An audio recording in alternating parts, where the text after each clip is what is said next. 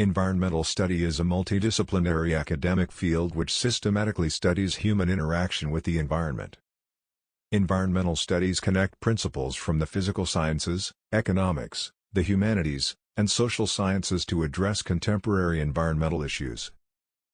It is a broad field of study that includes the natural environment, the built environment, and the relationship between them.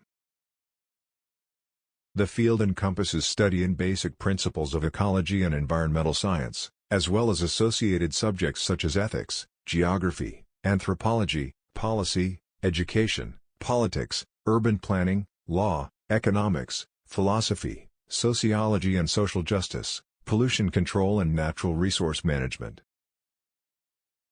There are many environmental studies degree programs, including master's degrees and bachelor's degrees.